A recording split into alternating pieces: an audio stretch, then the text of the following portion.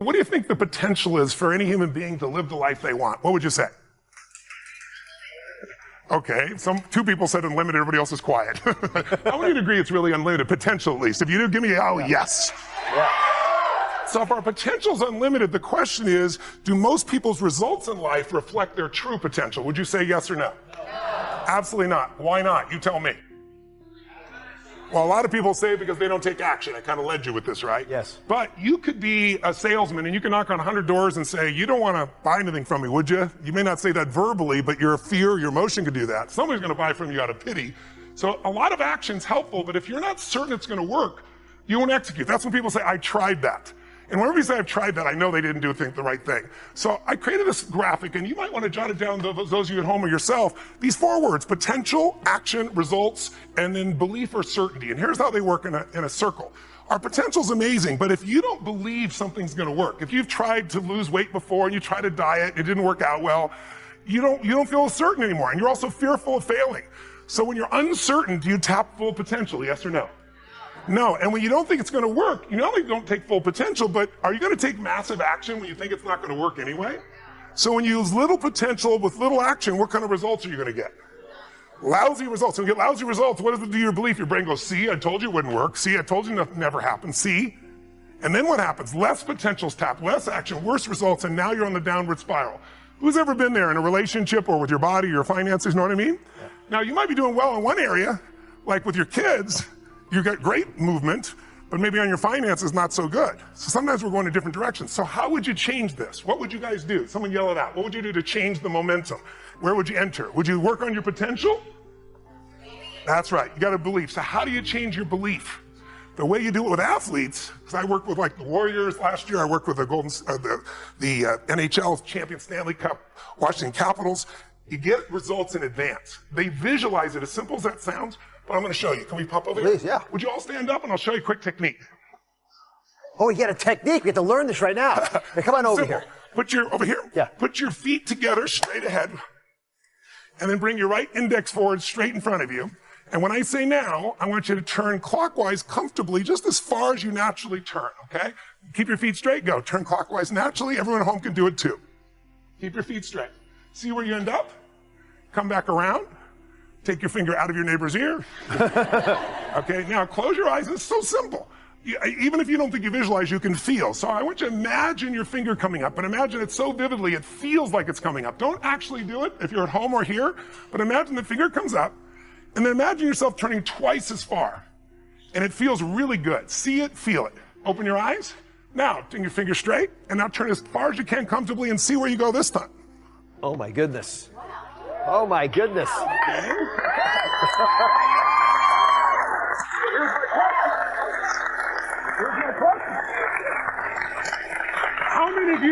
How many of you went significantly further? How many went at least 25% further this time? Okay, go. So here's my quick question. Did you have the potential to turn that far the first time? The potential. Potential, yes. Yes. So why didn't you? Because you have beliefs even about how far you can turn, even though you're unaware of them. So you have beliefs about money, you have beliefs about relationship, you have beliefs about business, you have beliefs about your own beauty or strength. And so the way to change them, this is the simplest way I could show you in 2 minutes, is to condition your mind. Because once the mind is certain, the body will go there. Tell us how your life's better. Okay? I don't know how long the session was. Again, there's no script here, baby. I just want to work with you heart to heart to say one thing. If you want to break through, you have to make new decisions. New choices create a new life. The only thing stopping you is some limiting belief, some belief about how life should be different or you should be different. Deal with life the way it is. Tell yourself the absolute truth. Don't make it worse than it is. Tell yourself the truth. Deal with it. Get a vision. Get strong. Get a strategy. Get a role model with a strategy and get into action, and then put your focus on taking action every day. Giving. Change your approach. You will get there. Every miracle in the Bible has one thing in common, just one thing in common. Trust me on this, I've studied it. The only thing in common, every miracle in the Bible begins with a problem. You never see a miracle in the Bible without a problem first. There's a problem and then a miracle. So what does that mean? Well, what that means is that when you have a problem, you're blessed because you're a candidate for a miracle. You see, the only person that has a problem is the person that doesn't have a problem.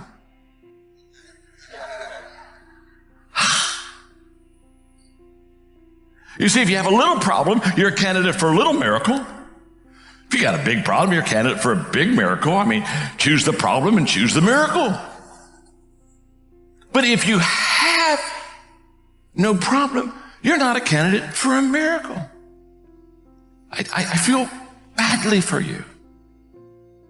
What sales really is the transfer of emotion. That's what's happening when you sell.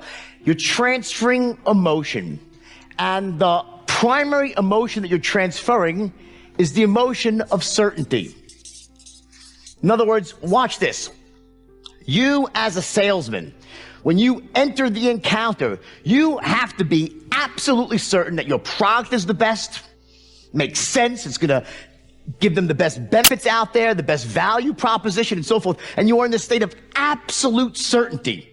So imagine now we have a continuum of certainty, a line of certainty. So we have this line of certainty, and on one side of the equation we have what's called a 1, and the other side we have a 10. So a 10 represents a state of absolute certainty, meaning your product is the best thing since sliced bread. It's going to give them exactly what they want benefit-wise. It's the best deal for the money. It's going to make them feel the whole thing, right? It is just absolutely awesome. That's a 10 on the certainty scale. It is great, the best thing since sliced bread. And on the other end of the spectrum, you have what's called a 1, right? Which is, it's the worst piece of shit in the world, right? It's crap, right? Your product is terrible. It's not going to work. Okay. The benefits don't match up what they need. It's overpriced. I don't even want to be near this piece of crap because I'll just feel stupid even buying it or even thinking about buying it. That's a 1, right? So here's the first thing you need to understand, that the moment you open up your mouth to speak as a salesman, you start a sale, the question is this: where is the average prospect, the person you're trying to sell to? Where are they on the certainty scale at the beginning? Anyone know? Where are they? Who the f knows? You must be in this state of absolute certainty, because what's happening is this. What you're doing when you're selling is everything that you say, everything that you do, every tonality you use, every gesture you make, every document you hand them, every phrase that comes out of your mouth are all designed to do one simple thing: to essentially raise the prospect's level of certainty to as close to his 10 as possible. That's what you're doing. The words that you say, the presentation that you make, the tonalities that you use, any documents you have, sales aids, whatever it might be, is all designed to take them from where they are on the certainty scale and move them to as close to where you are as possible. Essentially, you're transferring your white-hot certainty to someone who's at a cooler level, at a lower level of certainty. It's almost like this first law, or I think it's actually the second law of thermodynamics in physics, right? And you study physics. Energy always flows from hot to cold, not the other way around. So you need to be at this white-hot level of certainty. It's exuding out of you, every pore that you have. And we know what certainty feels like and sounds like. We intuitively know as salespeople, and our prospects know as well. We know when someone sounds certain and they have confidence and they're enthusiastic. We know what that looks like, feels like, and sounds like. Paulo Coelho, the author of The Alchemist, once said that when you and I turn 23, 24 years old, our brain, something happens to it where we become more logical. We're no longer, oh my gosh, this is possible, I can take over the world. I don't know if I can really take over. It seems kind of impossible if you really think about it. There's no way in the world we can build something like this. So we go into this whole different state of thinking, right? The possibility thinking is not out there. Let me explain to you a little bit more about this. Go back 2011. I'm in my room, in my office in Woodland Hills, right by Warner Center Marriott. I have made a friend. I had known him for 4 or 5 years. We've done business together. Very smart guy. Loved him. Loved his wife. Good-looking family. Went to Wharton Business School. Sharp as hell. Brilliant guy. He comes to me after meeting at Cheesecake Factory because he says, I'd like to invest. I want you to be the CEO. I want to be your COO president. We go build this company together. I said, great, let's meet. So we finally meet in the office. It's 12:30. We're about to finalize the information to go into contract. And the number we agreed at this time, there's nothing taking place good at this time with the company. We're trying to build it. It's a lot of work. But we've been around for a year and a half. There's some track record. So we come out with this number around $500,000 for 10% of the company.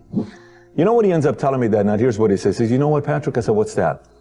I feel like you're a very good negotiator and you're very good in sales. I said, okay, that's a good thing. That just means that you're very smart to team up with somebody like that.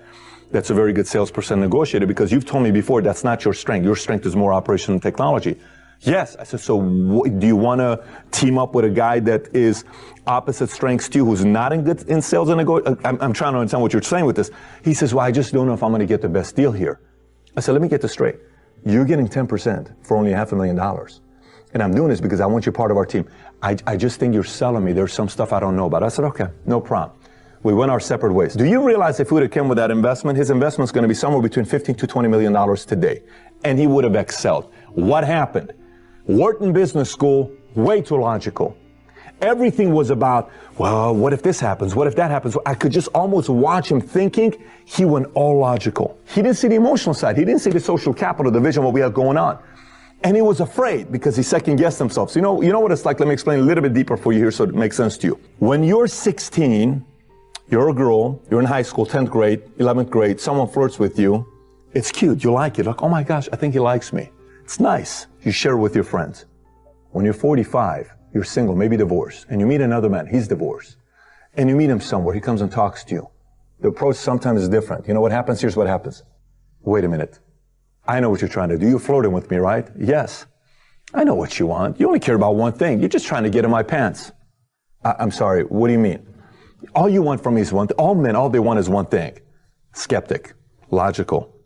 When you're skeptic, logical, the guy says, eventually I'm hoping I get into your pants, because that's what people, if I like you, like me, we should probably go in the bedroom and have some fun together, right? No? You're not? Yes. What's wrong if I'm flirting with you? I'm trying to woo you and chase you. Sometimes your dreams are flirting with you, but you're not letting your dreams flirt, because all you're doing is saying, I know what you're trying to do with me. You're just trying to get into my pants. Of course your dreams are trying to get into your pants. Your dreams is here. They want to get into here. You're not letting them. You're guarding them so you don't let anybody in. You know what happens when you do that? You live a life with no dreams becoming a reality. Do you really want that life? If you don't want that life, you have to open this up a little bit. And you have to set aside some of the logical thinking, allow for opportunities to come up that get you closer and closer and closer to your dreams.